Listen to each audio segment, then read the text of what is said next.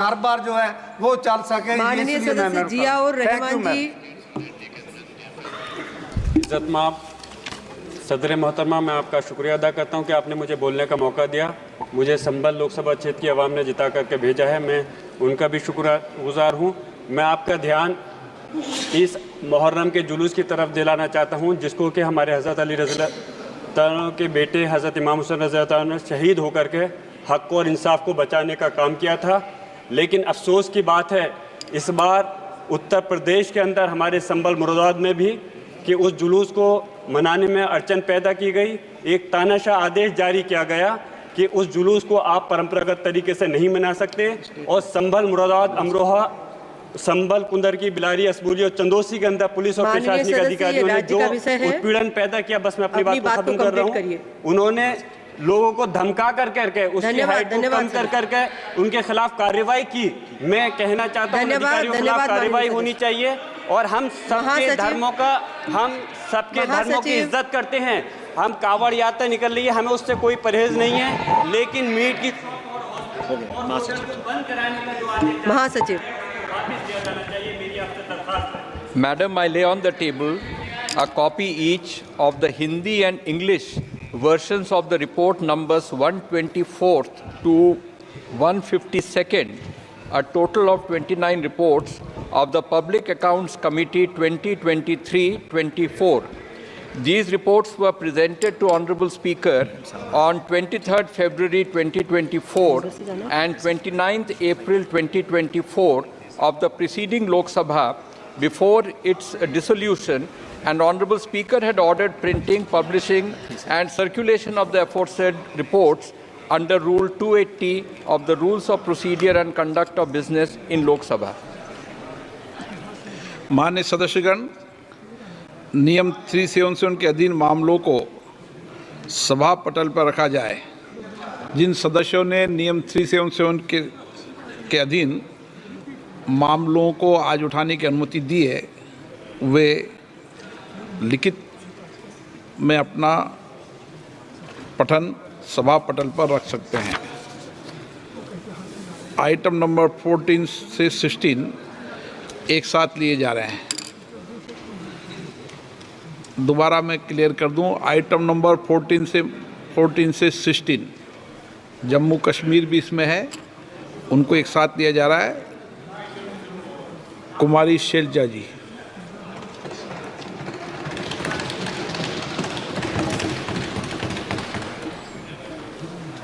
धन्यवाद अध्यक्ष महोदय।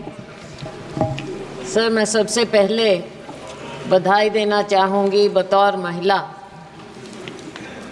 फाइनेंस मिनिस्टर को, वित्त मंत्री महोदया को, कि इन्होंने 7 बार बजट पेश किया है, 6 बार बजट पेश किया है।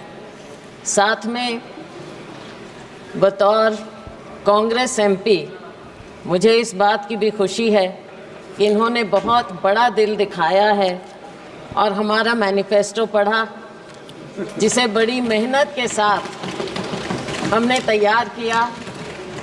हमने कोई गारंटी इनकी सरकार की तरह, मोदी जी की गारंटी की तरह नहीं कहा, लेकिन हमारे नेता राहुल गांधी जी ने पूरे देश में जाकर लोगों को गले लगाकर उनकी दुख तकलीफ समझकर इस मैनिफेस्टो को सबके साथ मिलकर तैयार किया, और इन्होंने हमारा मैनिफेस्टो पढ़ा, अपनी गारंटी को साइड में रखा और हमारे मैनिफेस्टो को लागू किया। मैं इनकी बहुत शुक्रगुजार हूँ। अब मैं इस बजट को क्या बोलूँ? कुर्सी बचाओ बजट बोलें,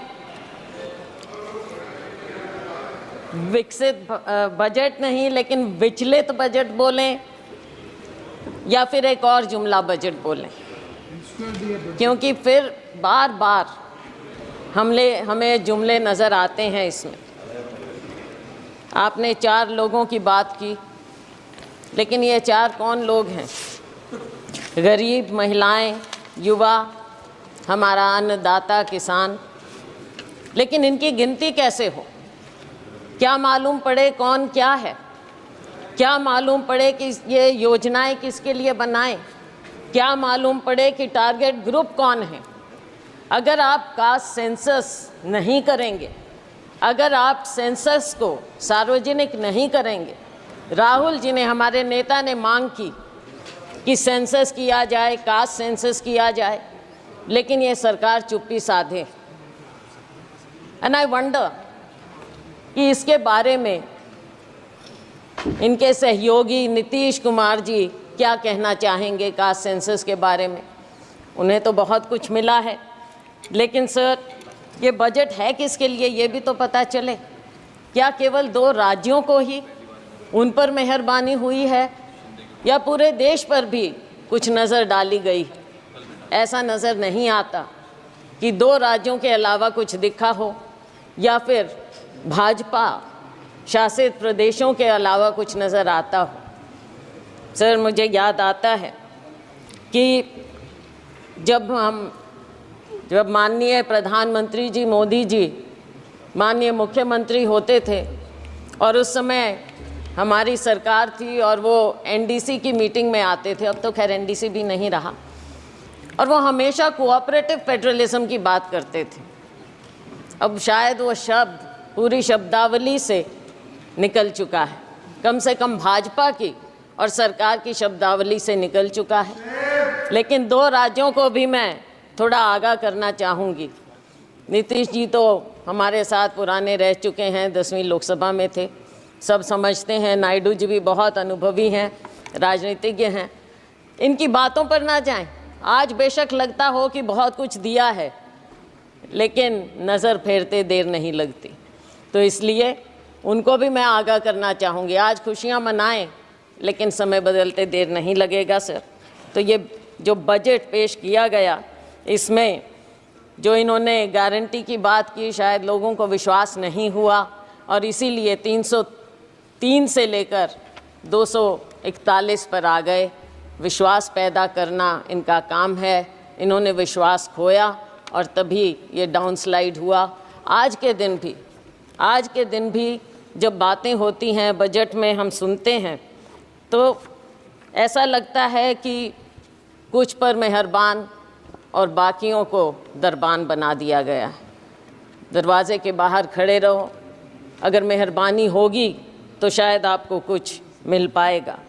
सर जब प्राकृतिक आपदा की भी बात होती है, भाजपा शासित प्रदेशों के लिए तो सेंट्रल असिस्टेंस की बात की गई बजट में, लेकिन हिमाचल प्रदेश की जब बात हुई तो एक्सटर्नल एजेंसीज़ की बात आ गई वहाँ पर कि उनके माध्यम से मदद की जाएगी। ऐसा भेदभाव क्यों? ये नहीं होना चाहिए और इसकी हम घोर निंदा करते हैं कि आप सबके साथ ऐसे भेदभाव। और फिर एक बात और सर, हरियाणा, महाराष्ट्र, झारखंड और शायद जम्मू कश्मीर चुनाव की ओर जा रहे हैं, पर ऐसा लगता है कि सरकार ने पहले ही हार मान ली। इन राज्यों का जिक्र तक नहीं, 3 राज्यों का जिक्र तक नहीं हुआ, कुछ दिया तक नहीं। और दुख इस बात का है कि आज 3 केंद्रीय मंत्री हैं हरियाणा से केंद्र में, एक तो मुख्यमंत्री भी रह चुके, लेकिन हरियाणा को कुछ नहीं मिला। मुझे मालूम नहीं कि अंदरूनी इनकी क्या बातें होती हैं, वो तो खैर सार्वजनिक हो नहीं सकती, लेकिन दुर्भाग्य है मेरे राज्य का, हरियाणा का, कि 3 केंद्रीय मंत्री होने के बाद भी हमें हरियाणा को ये कुछ ना दे पाए हैं और नाम तक लेना मुनासिब नहीं समझा। सर किसान की बात है, किसान की आय दुगनी करने की बात कही गई। स्वामीनाथन कमेटी रिपोर्ट की बात लागू करने की शुरू में की थी, लेकिन बहुत कन्वीनियंटली आसानी से अब स्वामीनाथन कमेटी रिपोर्ट का नाम तक नहीं लिया जाता है। एग्रीकल्चर का, कृषि सेक्टर का बजट आधे के करीब हो गया है। 2019-20 में जहां 4.97% था, इस बजट में आपने 2.74% करके छोड़ दिया है। बात करते हैं एमएसपी की।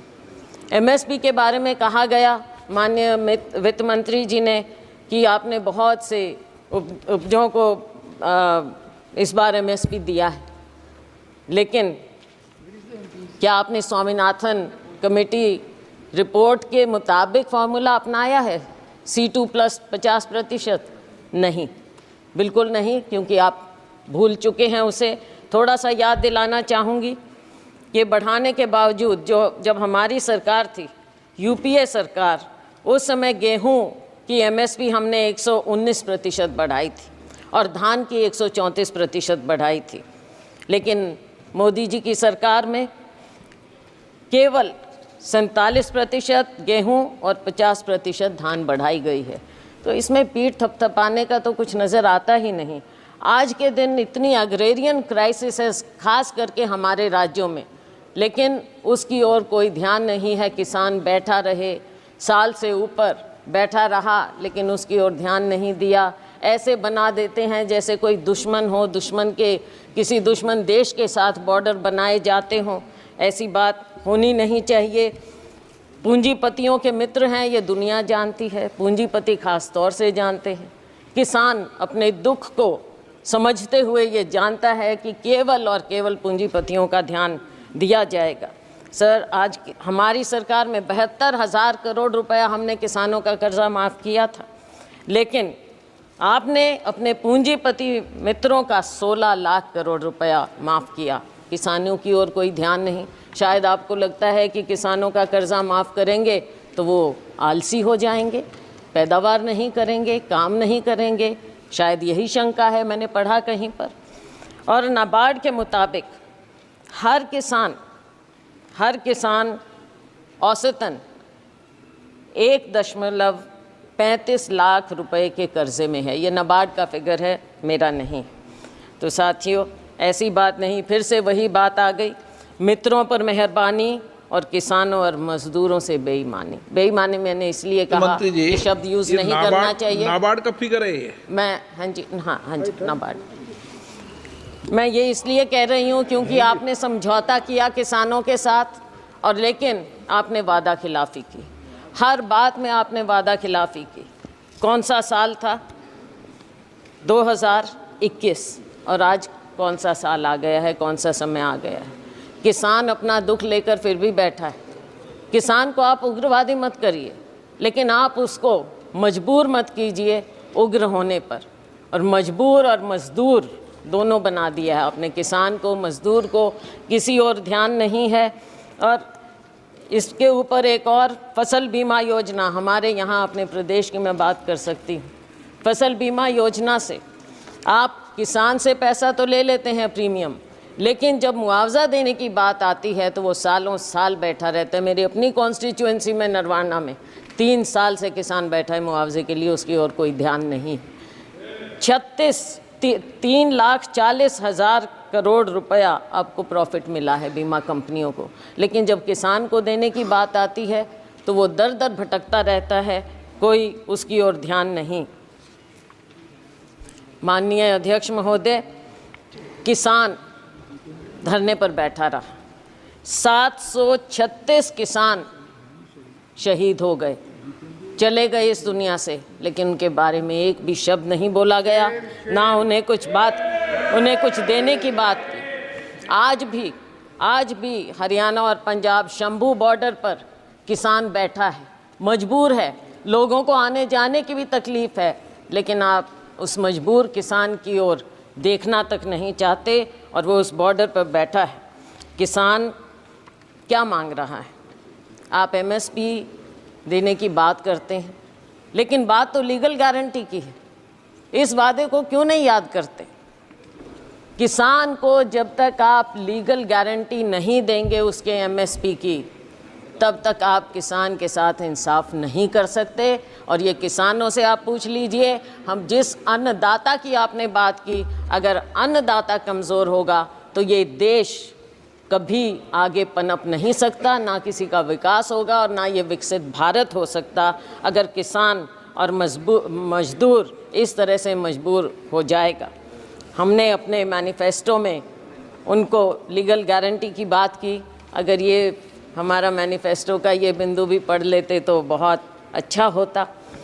सर, मज़दूरों की दयनीय स्थिति और ख़ास तौर से ग्रामीण मज़दूर की जो स्थिति हो गई, भारतीय जनता पार्टी के मोदी सरकार के 10 साल में मजदूरी वृद्धि केवल 1%, केवल 1% हर साल की गई, उससे भी कम। और अगर मनरेगा की बात करें, मुझे दुख इस बात का हुआ कि मनरेगा का एक बार भी नाम नहीं लिया गया इस पूरे बजट में। और मनरेगा तो वो है जिसे आप पहले नाकारते थे, फिर आपने समझा, आपने उसको अपनाया। बेशक हम पर कटाक्ष करके माननीय प्रधानमंत्री जी ने मनरेगा को अपनाया, लेकिन अपनाया। और अगर कोई सेवियर था कोविड में ग्रामीण क्षेत्र में तो वो मनरेगा था। और आप आज मनरेगा को भूल गए। मनरेगा बजट समय से याद ही नहीं रखते हैं, याद ही नहीं रखते हैं। और गरीब को जब आप याद ही नहीं रखेंगे, मजदूर को ग्रामीण क्षेत्र में सबसे ज़्यादा बुरा हाल है। किसान का और ग्रामीण मजदूर का, खेती और मजदूर का चोली दामन का साथ है। आपने दोनों को भुला दिया है। देश कहाँ आगे जाएगा? केवल पूंजीपतियों के लिए। ग्रामीण क्षेत्र में भी आपने पूंजीपतियों को घुसा दिया, और वो भी बड़े बड़ों को। साइलोज वहाँ पर लग गए, वहाँ पे मजदूर भी। मंडियों में मजदूरों का बुरा हाल है। आज वो बेरोज़गार हो गए हैं। आज उनको 2-3 हज़ार रुपया महीने का मिलता है। मजदूर और दयनीय हो गया है। तो इस पर आपको ध्यान रखना चाहिए। न्यूनतम वेतन प्रतिदिन का 400 रुपया होना चाहिए। ये देश भर की डिमांड है, और हम कहते हैं कि हमारा समय आएगा, हम 400 रुपया ज़रूर करेंगे। और ये होना चाहिए। सरकार को इस बात को मानना चाहिए, गरीब की बात को मानना चाहिए, मनरेगा की बात को, कि न्यूनतम मूल्य, न्यूनतम वेतन आप 400 रुपया करें। आप गरीब को भी 5 किलो अनाज देकर कृपया लाइन में ना खड़ा करें, उसे उसका हक दें, उसको ऊपर उठाने की बात करें, ना कि केवल आप कहते हैं कि 80 करोड़ रुपए लोगों को दे रहे हैं। तो क्या 80 करोड़ लोग लाइन में लगे रहेंगे? हमेशा गरीब रहेंगे और अमीर अमीर होता जाएगा, जीडीपी बढ़ता जाएगा। किसके लिए? केवल आंकड़ों के लिए। और सर, महंगाई की बात मुझे याद आती है। सुषमा स्वराज जी बहुत सम्मानित, हमारे पूरे सब उनको मानते थे, नेता थे, भाजपा की बहुत वरिष्ठतम नेताओं में से थी। मुझे याद है जब बजट एक बार पेश किया गया और उसमें उन्होंने कहा, प्रणब मुखर्जी साहब वित्त मंत्री थे, और उन्होंने कहा, दादा आंकड़ों से पेट नहीं भरता। मैं ये याद दिलाना चाहूँगी सत्ता पक्ष को कि आंकड़ों से पेट नहीं भरेगा।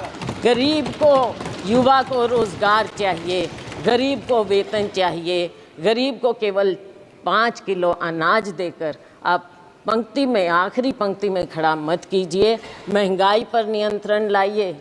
महंगाई पर नियंत्रण आप क्यों नहीं कर पा रहे हैं? जो ऑयल कंपनीज हैं उनका मुनाफा बढ़ता जाता है, लेकिन क्या आप आम उपभोक्ता को कोई राहत देते हैं? क्या किसान तक कोई राहत पहुंचती है? गरीब तक कोई राहत पहुंचती है? आज इन्फ्लेशन कितना बढ़ता जा रहा है। फूड इन्फ्लेशन के बारे में माननीय वित्त मंत्री जी ने पासिंग में कहा कि हम इसका इंतज़ाम करेंगे, लेकिन कैसे इंतज़ाम करेंगे? दाल, आपके सब्जियां सब इतनी महंगी होती जा रही हैं। क्या अनाज केवल एक है? केवल अनाज? क्या गरीब आदमी सब्जी या कुछ नहीं खाए, प्याज नहीं खाए, आलू नहीं खाए, कोई सब्जी नहीं खाए, वो उस तक पहुंचता नहीं? पहुंचता है तो कितना महंगा मिलता है। वित्त मंत्री प्याज नहीं खाती है, प्याज नहीं खाती है। चलो वो तो अपने खाने का अलग टेस्ट है, वो कोई बात नहीं। लेकिन गरीब आदमी तो प्याज और आलू खाता है ना, उसको तो कुछ और नहीं मिलता। My God.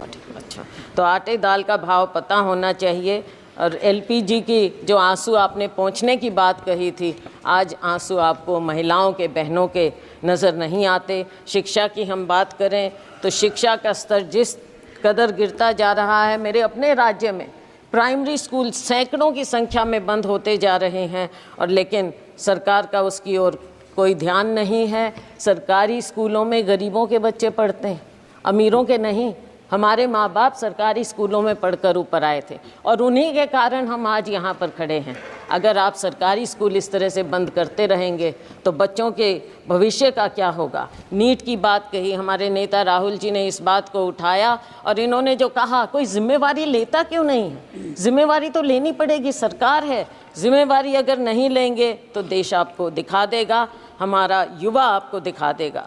बेरोजगारी की दर दिन ब दिन बढ़ती जा रही है। ILO के आंकड़ों के मुताबिक 2022 में यूथ की अनएम्प्लॉयमेंट हमारे यहाँ 23% थी, चीन में 13%, पाकिस्तान में 11%, सीरिया जो कि कॉन्फ्लिक्ट जोन है वहाँ पर 22% है। तो हमारे यूथ का ये बदहाली क्यों हो रही है? आप स्किलिंग की बात करते हैं, क्या आपने प्राइवेट सेक्टर से पहले बात की? क्या वो आपकी बात को, आपकी स्कीम को, जिसको इतने विस्तार से और बहुत अखबारों में, मीडिया आप कंट्रोल करते हैं, मीडिया में इस कदर दिखाया गया, लेकिन क्या आपने उनसे बात की? और क्या गारंटी है कि एक बार वो आपकी स्कीम का फ़ायदा उठाकर 2-3 महीने में छुट्टी नहीं कर देंगे इन बच्चों की जिनको रोज़गार मिल रहा है? तो ऐसे कैसे बात बनेगी? हमने तो अपनी उसमें हमारा मैनिफेस्टो पढ़ते तो पहली नौकरी पक्की का वायदा राहुल जी ने किया था, वो सुन लेते। केंद्र में 10 लाख वैकेंसियाँ हैं, हरियाणा में 2 लाख वैकेंसियाँ हैं, उनको क्यों नहीं भरने की बात की जाती? और बैकलॉग है SC BC का, उनकी और आपने बिल्कुल ध्यान ही नहीं दे रहे हैं। बैकलॉग को भी तो भरिए। और अगर ये प्राइवेट सेक्टर इतना ज़्यादा आएगा, वहाँ पर क्या आपने आरक्षण किया है? कहाँ जाएंगे हमारे लोग? रेलवेज़ में आपने जो सबसे बड़े डिफेंस रेलवेज़, यहाँ पर मिलता ही नहीं है, रोज़गार ही नहीं मिल रहा है, आपने बंद कर दी हैं सब नौकरियाँ। तो हमारे लोग, युवा कहाँ जाएगा? Skill skill skill skill India का क्या हुआ? आज के दिन बेरोज़गारी इस कदर आपके सामने मुंह बाय खड़ी है, और आपको अगर नज़र नहीं आता तो आपको आने वाले जो ये चुनाव होंगे इन राज्यों में आपको नज़र आ जाएगा। वैसे जो अभी उपचुनाव हुए उसमें भी आपको नज़र आ गया होगा। तो साथियों, जब बेरोज़गारी इतनी बढ़ती है तो गलत आदतें भी बढ़ जाती हैं। मेरे अपने राज्य में, मेरे अपने यहाँ सिरसा, हिसार, अम्बाला, पूरे हरियाणा में नशा बढ़ता जा रहा है। कहाँ हरियाणा था? हमारे यहाँ बोलते हैं देसा में देश हरियाणा, जित दूध दही का खाना। लेकिन आज के दिन हरियाणा तो ऐसा हो गया, ऐसा देश हरियाणा हो गया है जहाँ पे अपराध और नशे का ठिकाना बन गया है। कोई देसा में देश हरियाणा। सर 1-2 बिंदुओं पर और केवल मैं नज़र डालूंगी। अग्निवीर की बात है। अग्निवीर के खोखलेपन का पर्दाफाश राहुल गांधी जी ने यहाँ पर इस सदन में किया है। सरकार कितने ही टॉल क्लेम्स करे, लेकिन असली